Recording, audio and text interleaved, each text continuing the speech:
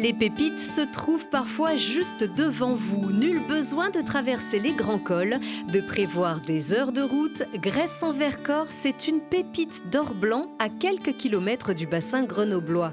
Perché à 1200 mètres d'altitude, le plus haut village du Vercors accueille les familles en quête d'authenticité, du petit cœur du bourg historique jusqu'en haut des pistes.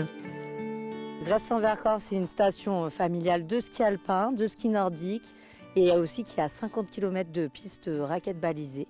Mais on ne fait pas que du ski, bien sûr. On est une station familiale. Pour les petits et les grands, il y a plein d'activités, que ce soit du fat bike à assistance électrique. On peut faire du ski de randonnée, on a des itinéraires aussi spécialisés.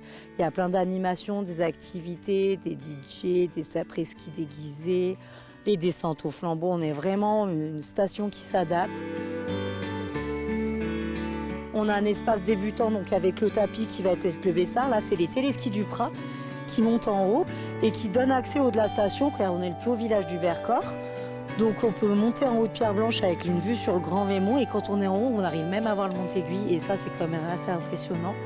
Des pistes vertes, bleues, rouges, c'est vraiment pour les enfants comme pour les grands et on se fait plaisir ici.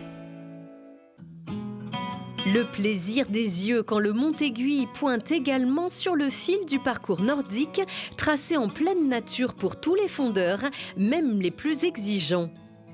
Là, on voit le chalet nordique avec le départ des pistes, donc qui peuvent aller jusqu'au col de la Lima. Donc on a des pistes rouges qui sont très difficiles et c'est pour ça que le secteur de Gresse-en-Vercors est assez prisé pour les amateurs de ski de fond. Ils peuvent faire de l'alternative, du skating.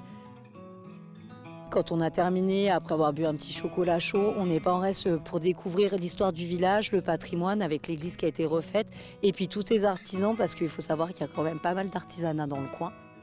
Et parfois un artisanat indissociable du cadre naturel. Rencontre sur la route des savoir-faire avec une créatrice du Trièves à la croisée des chemins agricoles et artistiques. Arrivée dans le Trièves dans les années 2000, Julia a fait face à la réalité sur l'état de la filière laine en France. La laine aujourd'hui est vue comme un déchet agricole. Autrefois, ces récoltes de laine apportaient quand même un revenu aux éleveurs. On disait qu'un kilo de laine équivalait à peu près à 2, 3, 4 euros selon les saisons. Depuis le Covid, mais en général après les années 2000, tous les ans on a vu ce prix baisser. Et avec le Covid, on est arrivé à 0 ou 10 centimes ou 20, 30 centimes du kilo. De ce constat, l'ex-chorégraphe a voulu développer la filière laine sur le territoire.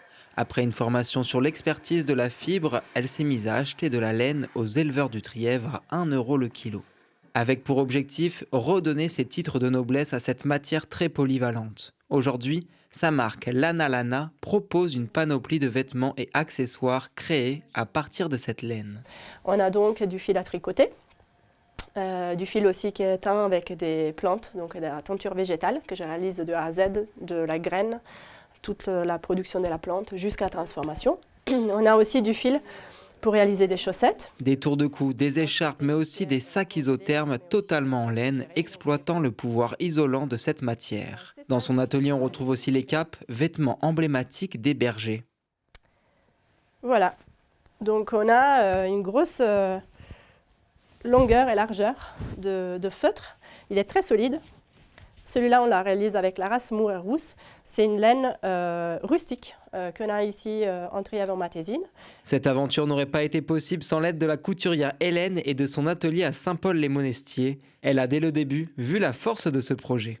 Je me suis installée comme couturière avec l'envie de mettre un petit peu ma pierre à l'édifice dans le sens d'une industrie textile à plus petite échelle, plus responsable, où on fait vivre les textiles plus longtemps, etc. Encore aujourd'hui, plus de 80% de la laine française est exportée à l'étranger. Un projet comme celui de l'entreprise Lana Lana participe à mieux valoriser sur le territoire cette matière première. Et de la laine des moutons au bon lait des brebis, les matières premières excellent à la ferme du Grand Vémont. Un petit paradis accessible d'une traite à pied depuis la station où perdure la délicieuse tradition familiale. C'est une ferme d'élevage puisque nous avons un troupeau de 50 chèvres laitières alpines chamoisées et nous avons 20 brebis de race Île-de-France, là pour la production de la viande. Donc tous les jours à la ferme, on produit du fromage de chèvre. Nous sommes labellisés bio et voilà, toutes sortes de fromages, des fromages lactiques au tome. Et nous avons aussi sur la ferme donc 2 gîtes. Nous proposons aussi des accueils pédagogiques de la ferme, des balades en âne et avec des poneys. Et l'été, de avril au mois d'octobre, on ouvre un camping à la ferme. C'est un troupeau qui vit en alpage. On n'a pas besoin de monter en alpage quand on est éleveur à graisse, puisque dès les beaux jours, elles sortent et autour de la ferme, au pied du Grand Vémont, elles ont des pâtures. Et on a la chance aussi, dans ce territoire de Grèce, de produire un foin d'excellente qualité avec des véritables valeurs nutritives. Le grand sourire d'Anne-Laure vous accompagne dans la bergerie où l'éleveuse appelle toutes ses chèvres par leur prénom et en musique, s'il vous plaît. Bonjour mes petites filles. Bonjour. Comme nous sommes une ferme relativement ouverte, nos chèvres, elles vivent avec du monde. Il y a du monde qui vient les voir, qui s'intéresse à elles. Et c'est aussi les habituer à avoir du bruit autour d'elles, à vivre dans une ambiance qui n'est pas toujours très calme. Mais le calme est toujours garanti pour une pause hivernale ressourçante. Les habitants du village y veillent dans ce cadre où sans cesse eux-mêmes s'émerveillent.